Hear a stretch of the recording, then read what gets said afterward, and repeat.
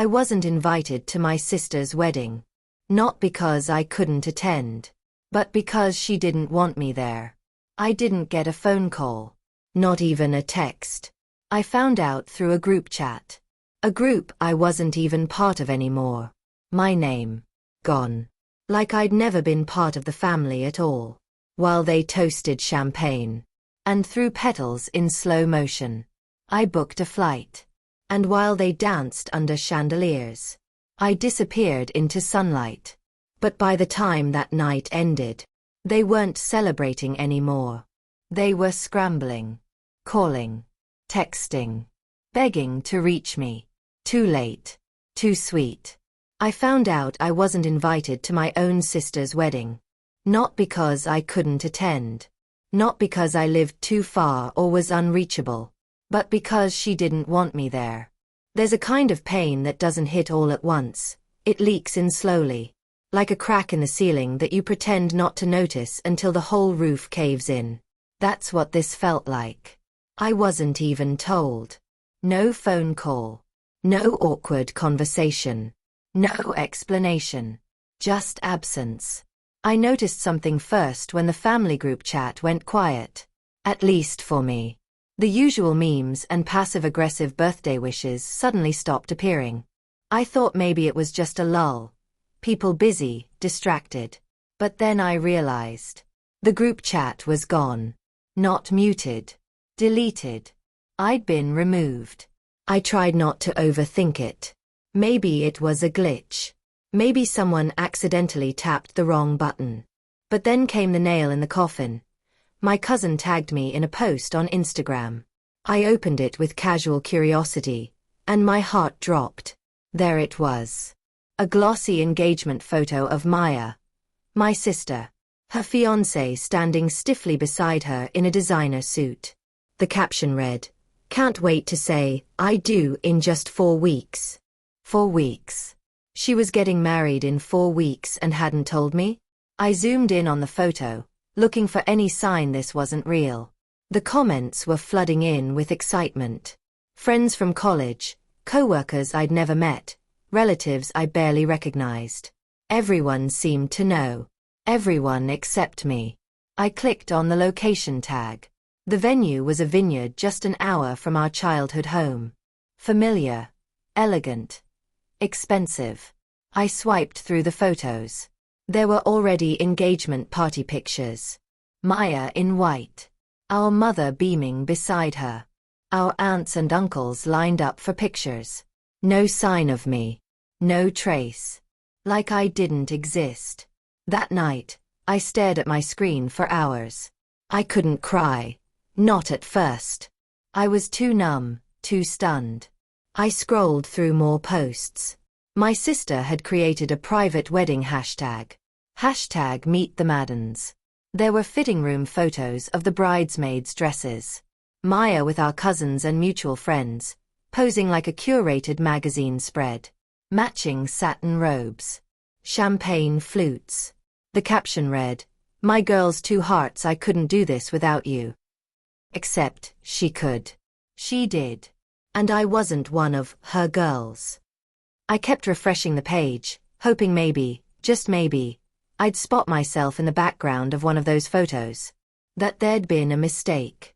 Some reason I was being kept out of the loop.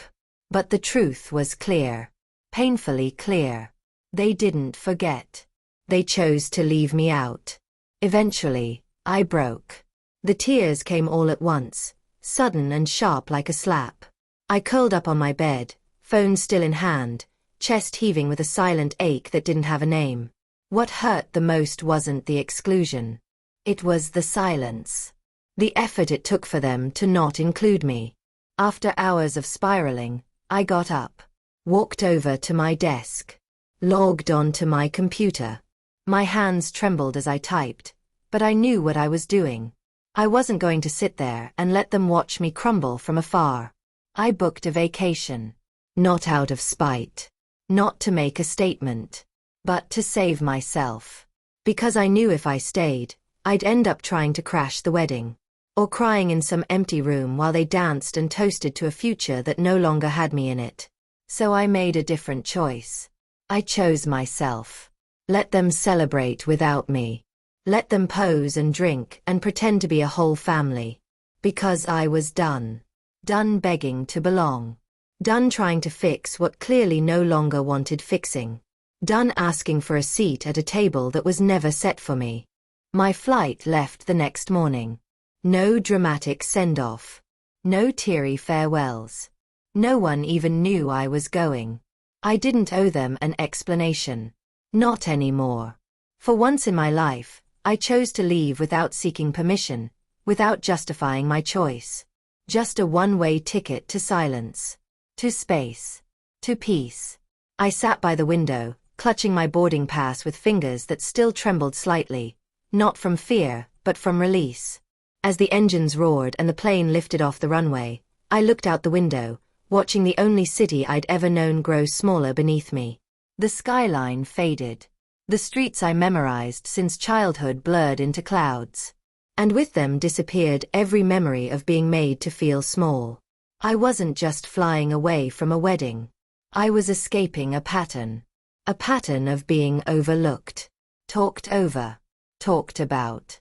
The one always asked to understand more, to let it go, to not make a scene. They always saw me as the spare. The extra. The girl who didn't quite fit into their perfectly filtered version of what a family was supposed to look like. Maya, the bride, was their golden girl. She followed the rules, wore pastel shades, kept her tone soft, her nails perfect, her opinions tucked behind a smile. And me. I questioned things. I laughed too loud. I wore black to dinner and dared to talk about therapy. I didn't shrink. And that made me a threat. But somewhere, high above the clouds, I realized. I was done trying to fit into frames they had already filled without me. I was done cropping pieces of myself just to make other people comfortable. In that quiet hum of altitude and distance, I made a promise to myself. No more shrinking. No more apologizing for being too bold, too emotional, too different. No more holding my tongue while they handed out love based on image and compliance. They had their big day. They got their storybook celebration. Matching outfits, champagne flutes, and curated captions about love and family. But they had it without me. And no matter how many filters they added, they couldn't erase the truth. The picture was incomplete. And they knew it. They could try to paint it perfect, but they had cut out a piece. Me. And here's the thing about exclusion. It doesn't destroy you. It reveals you. It sharpens you. As the plane soared, I leaned my head back and exhaled the breath I didn't realize I'd been holding. That chapter was over. They didn't want me in their version of the story? Fine. I wasn't just leaving the city. I was leaving their narrative. The one where I'm always the disappointment. The outsider. The wrong one. They didn't realize they'd done me a favor. Because now, I wasn't just someone who had been left out. I was someone finally free to begin again. To write my own story. To build a world where I didn't have to twist myself to be loved. Where love wouldn't come with a checklist or a price tag. I didn't know exactly where I was going yet. But I knew who I was no longer going to be. And that was everything. 3 days into my vacation, just when I'd started to exhale the toxicity I'd been holding in for years, my phone buzzed. I almost ignored it. I had promised myself a full disconnect, no family texts, no social media stalking, no checking the wedding hashtag. But the name on the screen stopped me. Delilah. An old friend from college. A photographer. And as it turned out, the official wedding photographer for my sister's big day. Her message was short. Hey. I didn't realize you weren't at the wedding. Are you okay? My stomach flipped. Delilah had no idea I'd been excluded. We hadn't spoken in months. She'd likely assumed I was just running late or avoiding the camera. I took a deep breath, sat on the edge of the hotel bed, and typed back. Wasn't invited. There was a pause. Then, 3 little dots appeared and reappeared again. When her reply came through, it was long. Rambling. A mix of confusion, sympathy, and something I didn't expect, gossip. Apparently, Maya had been difficult. No, Delilah used stronger words. Unhinged. Hostile. Barely holding it together.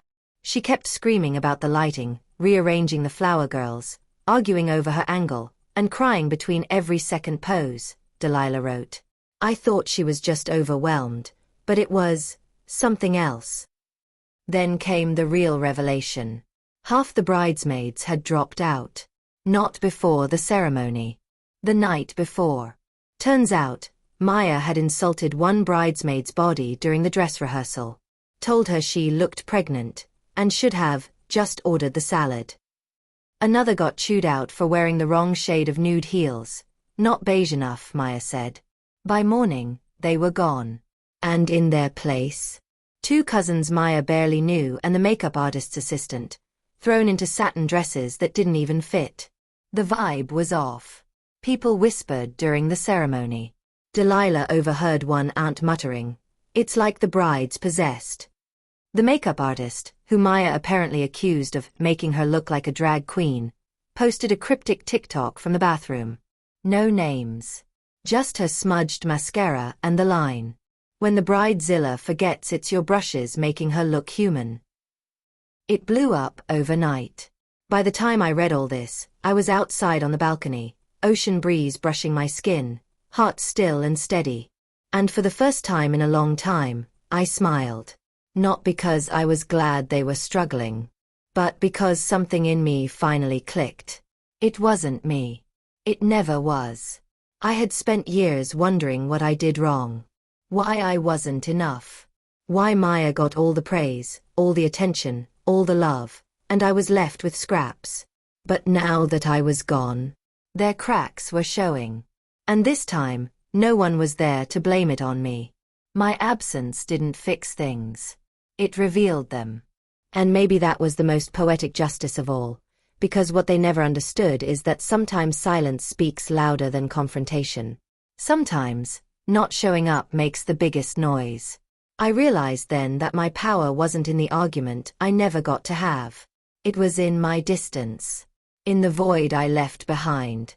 They had wanted their picture-perfect wedding. And yet, without me, the picture was unraveling. And somewhere between the waves and the wind, I started to wonder, what if I didn't just move on? What if I rebuilt something entirely new? Not out of revenge, but out of rebirth. My story wasn't over. It was just finally mine. The wedding day arrived. While they dressed in matching gowns and pretended nothing was broken, I was thousands of miles away, in Bali, swaying gently in a hammock between two palm trees, a chilled coconut in my hand, the sea humming softly behind me. I wore no makeup, no heels, no mask, just peace. My phone buzzed constantly, anxious vibrations against the wooden table next to me. Dozens of messages. Group chats reactivated. Old contacts popping up like weeds through pavement. I didn't open any of them. Because I already knew. I knew that behind every carefully posed photo, chaos was waiting just outside the frame. And as the day unfolded, the updates found me. Some through Delilah, others through mutual friends who assumed I had been there, who were confused when they couldn't find me in any photos. Maya's wedding dress, custom made, flown in from Italy, was stained before she even walked down the aisle. Someone spilled rose in the bridal suite. A panic spiral ensued. She screamed at the stylist, threw a shoe at her maid of honor, locked herself in the bathroom for 45 minutes, sobbing. The florist delivered to the wrong venue. A country club across town got all the bouquets and table arrangements. By the time the mistake was caught, the venue was already filling with guests, standing awkwardly beside empty centerpieces and wilting corsages. And the ring bearer? Little Oliver, Maya's fiancé's nephew, adorable in his tiny tux, threw up all over the aisle just minutes before the procession. Food poisoning from the rehearsal dinner. Still, they tried to salvage it. The planner rushed. The DJ played generic love songs. They rearranged the timeline, switched up the order, tried to smile through it. But the universe had already made a decision. This day would not be the fantasy they curated. And the final nail? Maya's fiancé, Daniel, got into a heated argument with her dad mid-reception, on the mic, in front of the guests. Something about money, control, boundaries that had been crossed one too many times. Voices raised. Chairs scraped. The music cut awkwardly short. It wasn't a wedding. It was a meltdown in slow motion. And where was I? Gone. Vanished. Free. Not there to smooth things over. Not there to whisper apologies in bathrooms. Not there to play mediator or emotional punching bag or emotional trash bin. I wasn't available to take the blame. Wasn't there to absorb the dysfunction and convert it into peace. And they felt that. I know they did. Because when the photos went up that night, group shots with tight smiles and tighter jaws, you could see it. The hollowness. The way the frame looked balanced but not full. Like a puzzle missing a corner piece you didn't realize mattered until it was gone. Their arms were around each other, but their eyes weren't warm. The bridesmaids, down to 3, and barely that, looked tense. The energy was flat. They had the expensive venue, the champagne tower, the golden light at sunset. But something was wrong. Undeniably off. And the people who knew our family, the ones who'd watched us grow up, attend events, post-holiday dinners, and birthday brunches, they noticed. They saw the empty space where I used to be. Where's your sister? Why isn't she in any of these? Did she not come? And that's when it hit me. I didn't have to scream. I didn't have to fight. I didn't have to burn anything down. My absence was louder than any revenge. It was elegant, effortless, unmistakable. Because they had tried to erase me. But all they did was carve out a space I no longer needed to fill.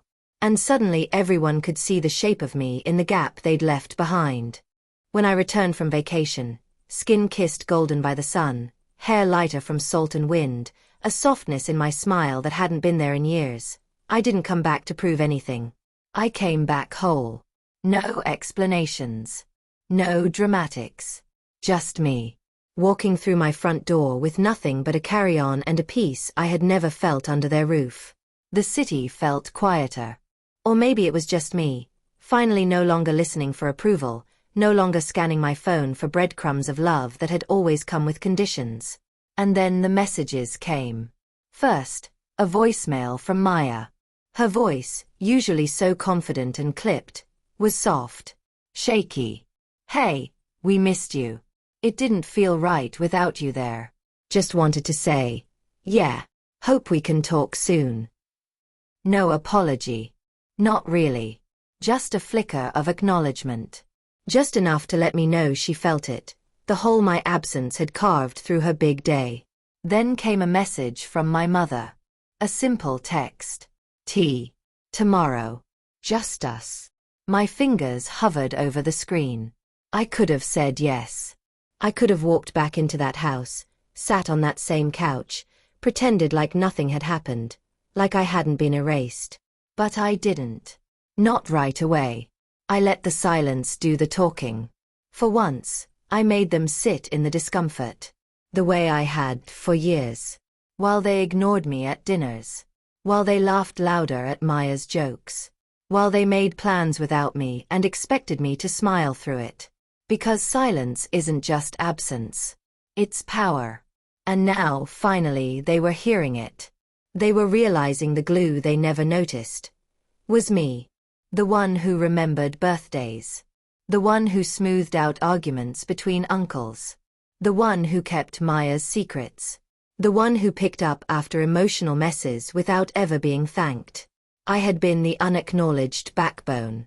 And now that I'd removed myself from the equation, the structure wobbled. Cracks became visible. Everything they thought would stay upright without me didn't. And that was the shift. 4 years, I thought I had to earn my place. Had to dress right. Speak right. Agree with the unspoken rules. But I see it now. My worth was never in how well I fit. It was in what happened when I walked away. I wasn't missing because I was forgotten. I was missed because they couldn't fill the space I left. I didn't respond to Maya's voicemail. Not then. I let her wonder. Let her feel the things she had made me feel for so long. Expendable. And my mom. I didn't block her. I didn't lash out. I just gave it time. Because I wasn't looking for revenge. I was no longer interested in forcing reconciliation with people who only saw my value in crisis. If they truly wanted me back in their lives, they'd have to do more than send tea invites and soft-voiced voicemails. They'd have to show up differently. Honestly. Humbly. Until then, I would continue living in my peace. Loving my own company. Healing in silence. Because now I understood. Being invited isn't the same as being valued. And being missed. That's not weakness. It's proof. Proof that I mattered. Proof that they noticed, too late, what they lost. And this time, I wasn't rushing back to be found. Weeks later, I was curled up by the window of my new apartment. Sunlight pouring in, a half-read book resting gently on my lap, when a familiar notification lit up my phone. Instagram. I opened it absent-mindedly, expecting nothing. And there it was. A group photo from the wedding, posted by a mutual cousin who had finally made the album public. I paused. 3 bridesmaids stood awkwardly on either side of Maya. Not the original 8 she'd picked with Pinterest boards and champagne toasts. Just 3. 2 of them borrowed. 1. Barely smiling. Maya was in the center, of course. Her dress looked stunning, her makeup professionally done. But her eyes. They gave it all away. No joy. No sparkle. Just tension. A smile stretched too tight. Like she was performing for a camera she didn't believe in anymore. I looked at it once. No zooming in. No second glance. Then I closed the app. And picked up my book. Because I had outgrown the need to read into things. To dissect glances or decode hidden meanings in captions. I wasn't that version of me anymore. I had moved on. Not with fire or fury. Not with a plan to make them regret it. But with peace. With clarity. I didn't need revenge. I didn't need a public reckoning. I just needed freedom. And I had found it. In distance. In quiet mornings with no emotional landmines. In choosing myself, over and over again. They had built a stage and tried to cast me as the villain. But I left the set. And without me, the show fell apart. Because the truth is, I was never the outsider. I was the anchor. The steady heart. The one who held space for everyone and got crumbs in return. But no more. Now, I was the architect of my own peace. I chose the materials. I designed the walls. I opened the windows and let the light in. And once you taste that kind of freedom, the kind that doesn't come with conditions or cold shoulders, you don't go back. You don't return to places where you had to beg to be loved, to be seen, to simply exist. So if you've ever been left out, shut down, made to feel like your presence was optional, remember this. Sometimes your absence is more powerful than your presence. Sometimes the loudest thing you'll ever say is nothing at all. Walking away isn't weakness. It's wisdom. It's strength wrapped in silence. It's dignity dressed in distance. And if they ever try to come back with half apologies and nostalgia-soaked messages, too late, sweetheart. Not out of spite. But because you've built a life that doesn't need their validation. You've grown roots in richer soil. And if this story touched a part of you, if you've ever felt like the forgotten one, share this with someone who needs to hear it. And don't forget, you don't have to prove your worth to people who enjoy forgetting it.